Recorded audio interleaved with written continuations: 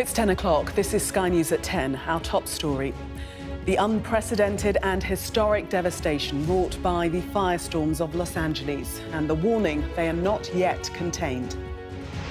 We see the neighbourhoods devastated and the angry residents confronting those in power. Everyone who went to school there, they lost their homes. They lost 2 homes because they were living in one building another. Governor, please tell me, what are you going to do with the president right now? We're getting the resources to help rebuild. The unprecedented scale and cost of that rebuilding, as the authorities warn the number of dead in the fires will certainly rise. Also tonight, Sir Keir Starmer smiling as he meets the French president, but challenged by the worst economic pressure since he was elected.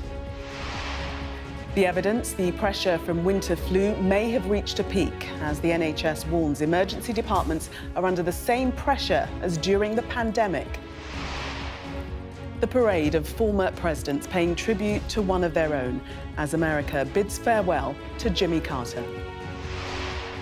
And we'll take a first look at tomorrow's front pages in our press preview from 10:30 right through to midnight.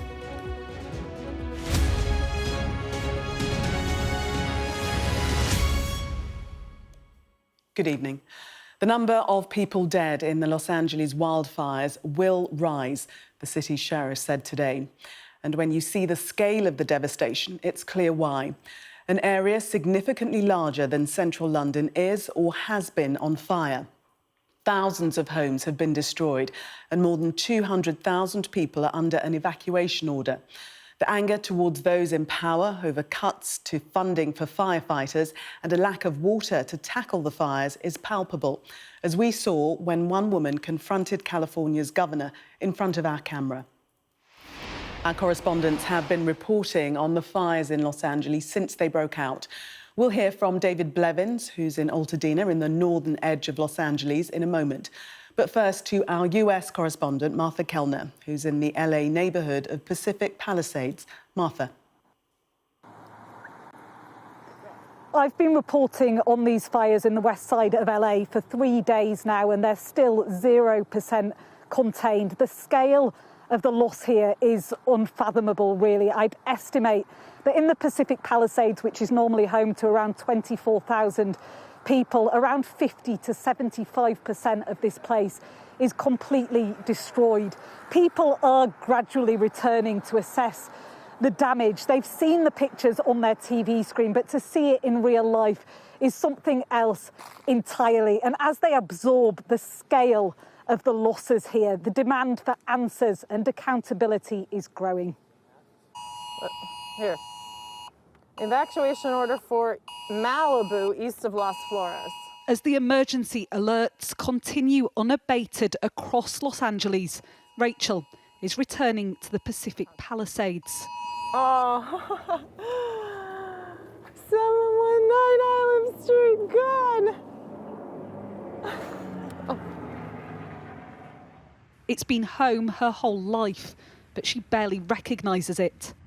Apocalypse. Around every corner, almost complete destruction. This was a little cooking store thing. This is a parking lot for a center.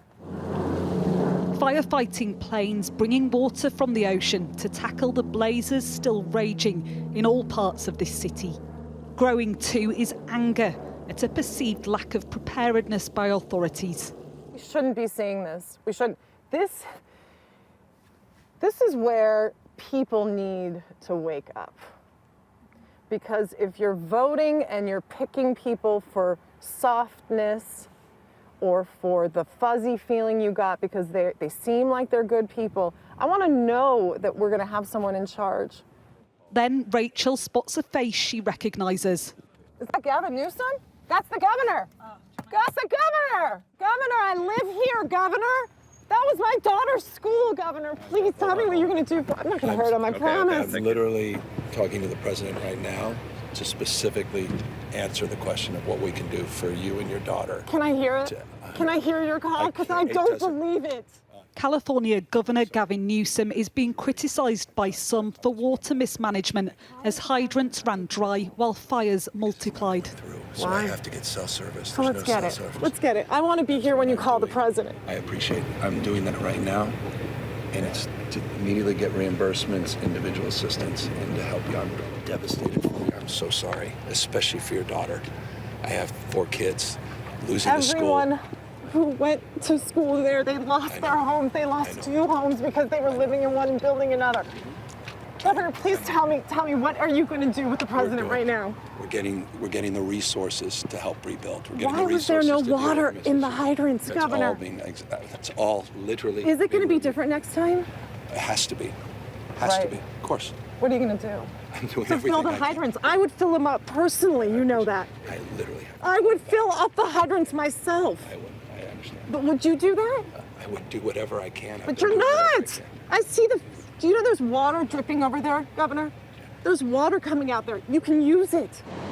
Diminishing winds are bringing some respite for firefighters, but it's likely to be brief. As estimated losses surge, there is still zero containment of this fire. Officials say they don't know the death toll. Dogs will be brought in to search this rubble for fatalities. Jeffrey and his partner Nicole are returning to their seaside community, once a little slice of paradise. Each one is an individual neighbor. So this was my dearest friend Gayleen, who I've known for my whole life, 35 years. That was our clubhouse where we would play pool every Friday. That was Ben's house. These are like my closest friends here. They sift through the dust. In a plastic box, everything they can find. A turtle figurine, a garden gnome, a house name plaque. It's very little, but in a place where the loss is so huge, it means so much.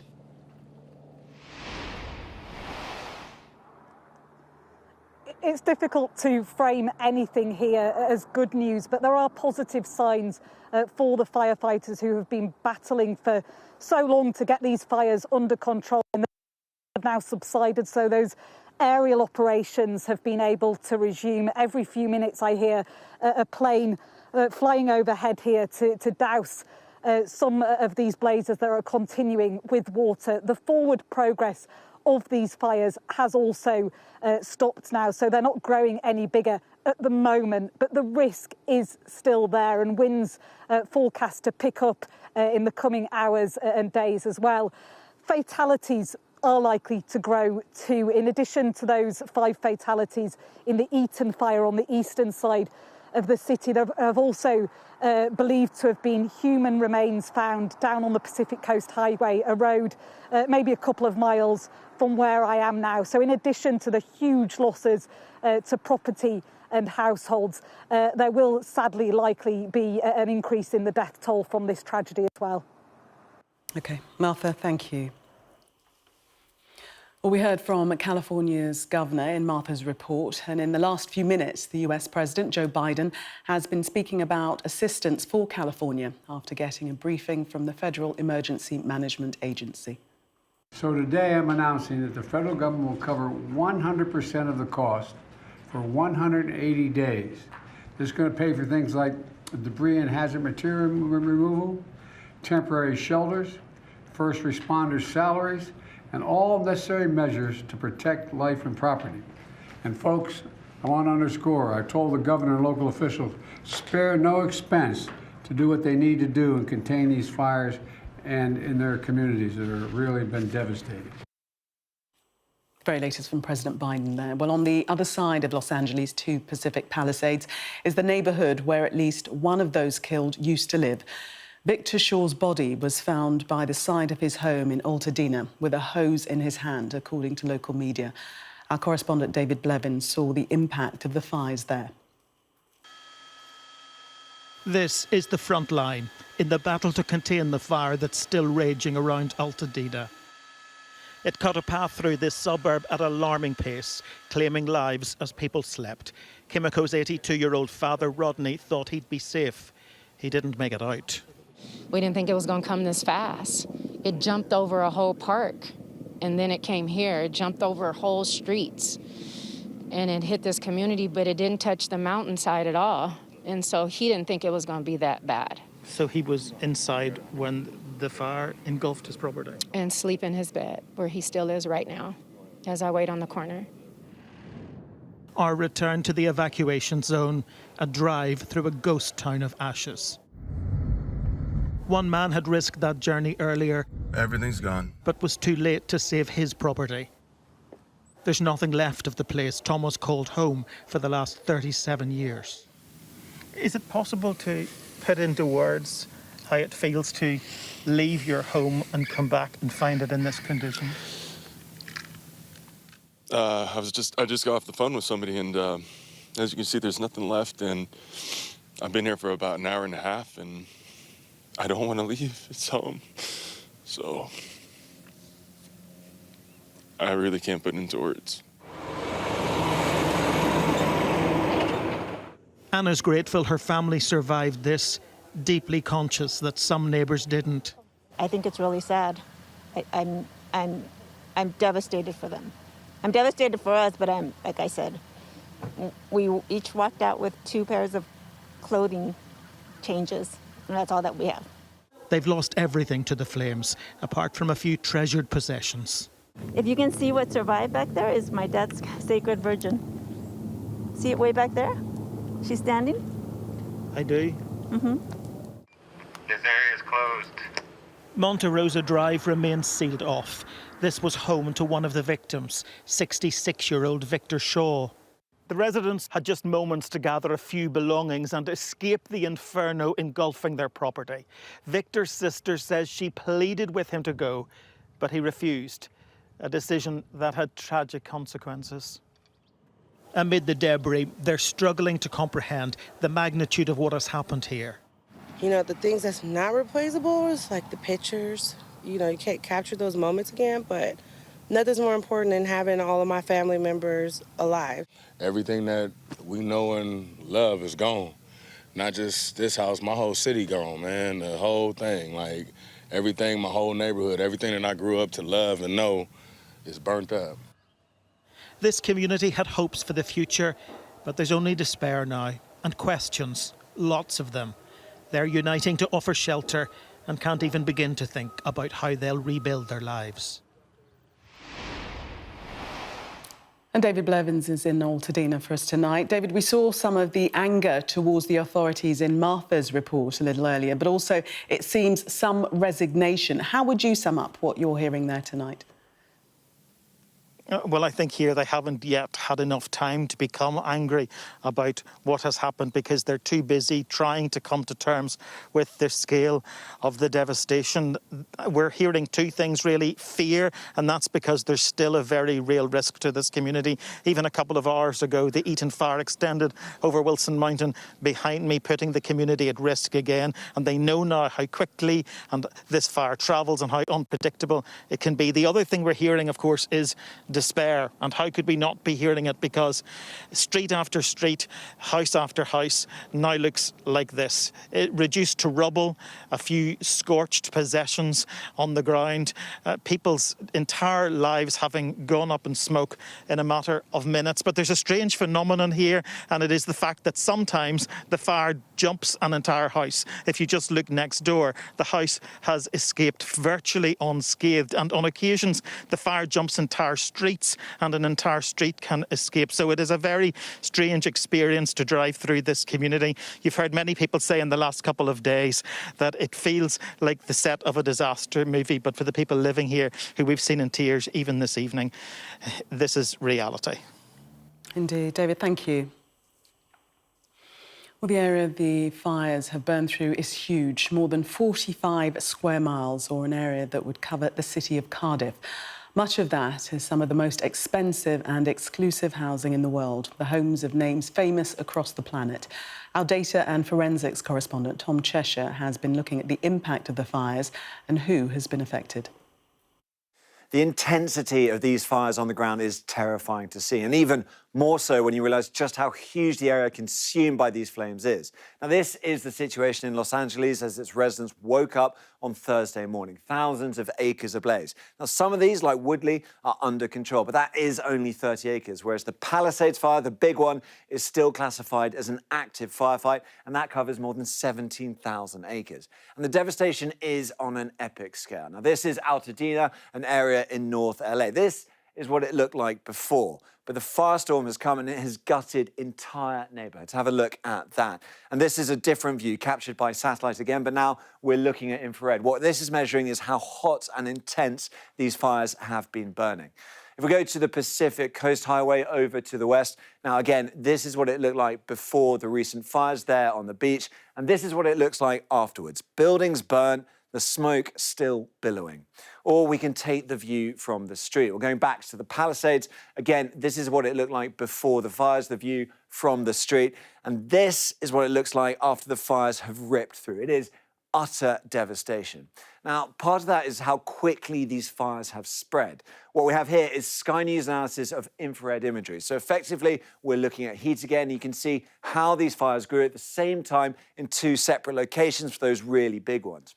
Now, LA is, of course, home to the stars, but fire is sweeping through whole areas, no matter how exclusive the neighbourhood. So in Malibu, the homes of Paris Hilton, Billy Crystal and James Woods have been destroyed, along with hundreds of others. And other celebrities live close to the zones. Here in the hills, you've got George Lucas, Beyonce and Jay-Z, and Jennifer Aniston.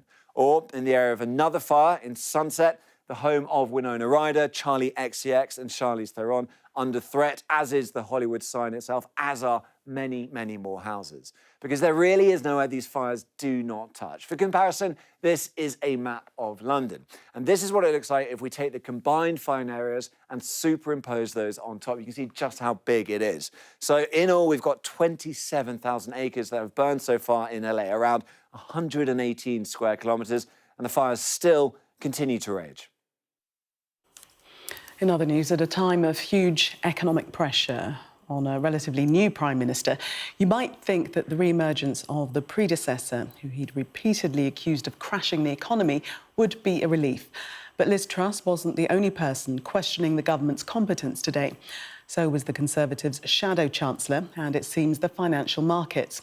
Sir Keir Starmer himself was meeting the French leader, President Emmanuel Macron, tonight.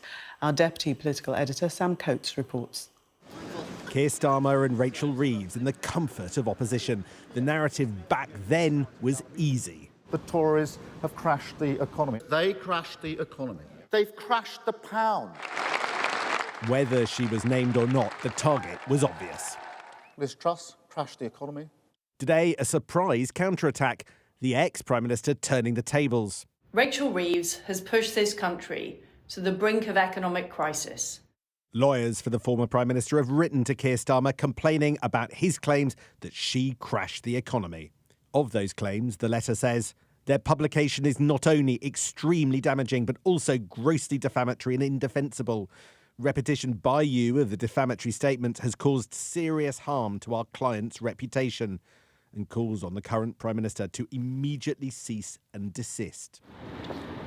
There's a significantly greater challenge to the government's economic narrative unfolding. Rising borrowing costs, the pound falling to its lowest level in a year. Mr. Speaker. An unusual evening statement from the Treasury on Tuesday suggested a spending squeeze could be coming. The government adamant this isn't panic. And might I just say that there was no emergency statement or emergency intervention. These are make-believe words being propagated by members on the benches opposite. The Treasury responded to requests from journalists about headroom as we might do in the normal way. There is no need for any emergency intervention, and there hasn't been one. A big problem for the government, but mostly caused by international factors. The global money markets pushing up the cost of government borrowing. Just one example of how the UK is being buffeted by international factors. It's the story of 2025. Trump and tariffs, China and trade, wars in Europe and the Middle East pushing up energy costs. Can the UK's politicians really say they are in charge of the nation's destiny? That's the issue for leaders around the world right now. Hello, everybody. The French president at the Prime Minister's country retreat. be able to welcome you is a real privilege. Swapping tips on how to deal with turmoil, Trump and tariffs. To take the time to come so we can continue our discussions is really important to me. Global charm offensives now needed more than ever. Merci beaucoup. Sam Coates, Sky News, Westminster. There was tentative evidence the rise in cases of flu might be peaking in the latest data today. The pressure on the NHS, though, is unrelenting. The National Medical Director for NHS England said the strains on staff had been similar to the height of the pandemic. Our health correspondent, Ashish Joshi, looks at the numbers that show the impact that is having. Last week, more than 5,400 beds on average every day were taken up with flu and COVID patients. That's up 21%, although you can see that these numbers did start to drop off slightly, suggesting, hopefully, we may have reached a peak. But when we compare that to last year, you can see there's almost a staggering 250% increase in the number of patients with winter viruses. But if we take the data back one more year to 2022-23, we can see that the hospitals are facing roughly around the same number of patients. I spoke to one trust chief executive who said there was no more slack left in the system. Ward occupancy at the moment is running around 99% of our beds, so we are absolutely full. Our respiratory unit, half of it has been given over for patients with flu, and we've got a lot of very kind of unwell patients in the hospital at the moment. And each morning over the last few days, we've actually been starting the day with around another 20 to 30 patients actually in the emergency department waiting for beds. So the bed pressures have been really significant. And those warnings are seen in the national targets that are being missed. The NHS aims for 95% of patients to be seen, treated or discharged within 4 hours of coming into the emergency department. But in December, it was a little over half that target. And of the patients that were due to be admitted, some 28% waited for 4 hours before they were actually seen. And that's also worse than at this time last year. Another target being missed is the one for 95% of patients to be handed over from ambulances to hospitals within half an hour. The mean time last week was almost 54 minutes. That's the orange line here, more than 20 minutes slower than at this time last year. Every delay puts patient safety at risk, and while the number of patients with seasonal viruses looks to have peaked for now, there are concerns that the cold weather and with schools reopening, it could cause a further surge and add even more pressure to the NHS. We need to avoid a situation where only the wealthy can be healthy, one patient's advocate has told Sky News, after we saw evidence of the astonishing advance of anti-obesity drugs. We've been told 500,000 people across the UK are now estimated to be on Mounjaro and Wegovy, and the country may have seen peak obesity as rates now start to fall. Most of those using the jabs are paying for it themselves, though, as our science correspondent Thomas Moore explains. Paul and Angela are now far from obese. Since starting weekly injections of a drug called Mounjaro, they have lost several stone. I think this is the last dose on this one. Paul is no longer on the cusp of needing diabetes medication, and the agonising abdominal cramps Angela had suffered several times a week as the extra pounds tugged at scar tissue from previous stomach surgery have all but ceased. But the transformation in their health has cost them around £300 a month because the NHS wouldn't fund them. It was very frustrating to be told no, and especially from the medical professionals, come and live in my shoes and see how it affects me, and then tell me I'm not worth the money investing in. If we can stay healthy for longer, and it's our weight that dictates how healthy we are, then it's definitely worth it. Many others are making the same calculation. This online pharmacy had to build a walk-in fridge just for weight loss jabs, but this stock will last only a few days. They prescribe to 400 patients an hour. The narrative has really shifted in the last few months. People are recognising obesity as a lifelong chronic condition. I think people are really changing their attitudes towards it, and I expect that from next year onwards we're going to see another huge surge in growth. According to the pharmacy, 500,000 patients in the UK are currently using Mounjaro or Wegovy privately, losing, on average, enough weight over 6 months to no longer be classed as obese. On current trends, that means by the end of next year, 1.5 million adults will have reversed their obesity. Tantalisingly, we could be at peak obesity in Britain. So many people are now taking effective weight loss drugs that rates could soon begin to decline. That's despite the slow rollout on the NHS. Sarah is a patient representative advising NICE, the NHS cost effectiveness watchdog. It's recommended much wider access to the jabs, but that would need ring-fenced money from the government. What concerns me is that we're going to have this tiered approach of like the wealthy can be healthy, but actually, the people that really need it can't. It's not the NHS's fault that they can't suddenly fund these drugs. They can't take it from cancer and say, OK, we'll put it into obesity. And this is the problem.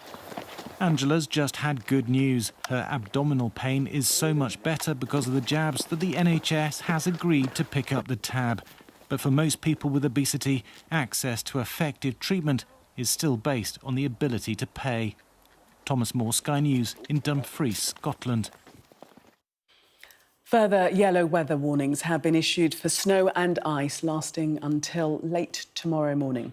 The Met Office alerts cover northern Scotland, most of Wales and Northern Ireland, southwestern England and stretching down to the east of England.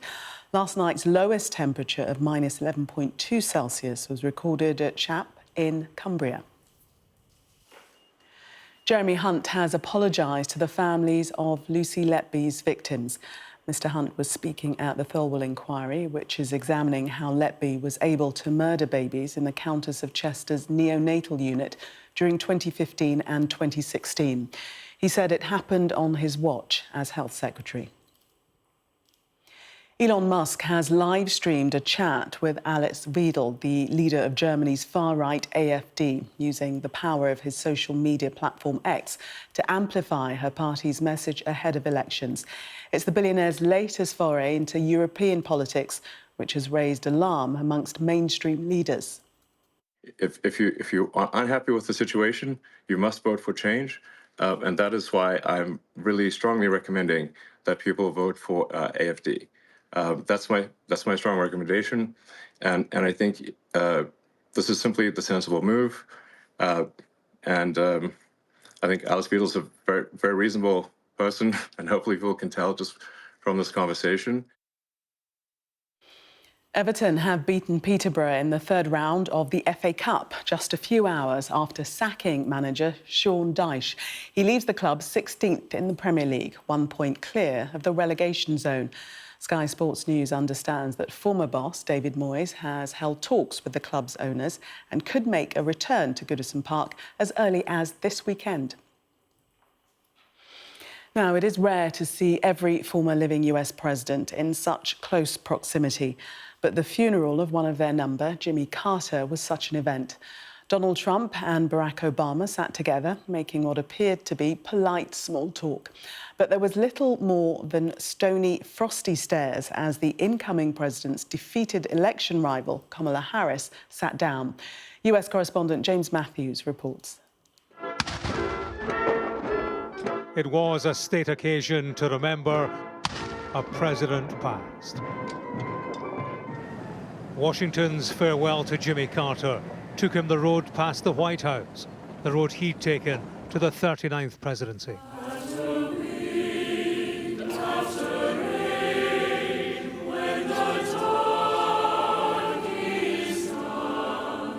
A state funeral at the National Cathedral gathered the people who'd populated Jimmy Carter's life. The occasion brought together former presidents of the United States, a relatively rare assembly of the 5 men living who've occupied the White House. Politically awkward in the circumstances. There was a Trump handshake for his former Vice President Mike Pence. He'd been accused of supporting a mob that wanted to hang him 4 years ago. Pence's wife remains seated without even a glance. Barack Obama engaged in discussion with Donald Trump, but from Kamala Harris, there wasn't even a look until the glance back that harked back to a rift that ran deep. From the President's Club that had lost one of its own, the eulogy was read by its serving member. Jimmy Carter's friendship taught me, and through his life taught me, the strength of character is more than title or the power we hold. It's the strength to understand that everyone should be treated with dignity, respect, that everyone, and I mean everyone, deserves an even shot. You may say I'm a dreamer. There was music and there was humour. Jimmy Carter's grandson told of the grandfather, a nuclear engineer, who had trouble with a mobile phone.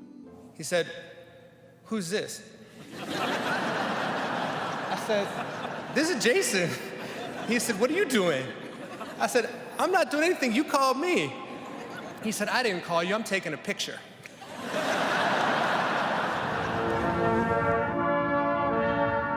This was America's farewell to reflect the high office and humble origins of Jimmy Carter.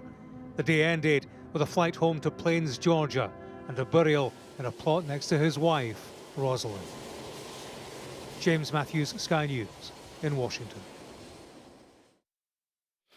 Well, that was Sky News at 10. Coming up, we'll take a first look at tomorrow's newspapers in the press preview.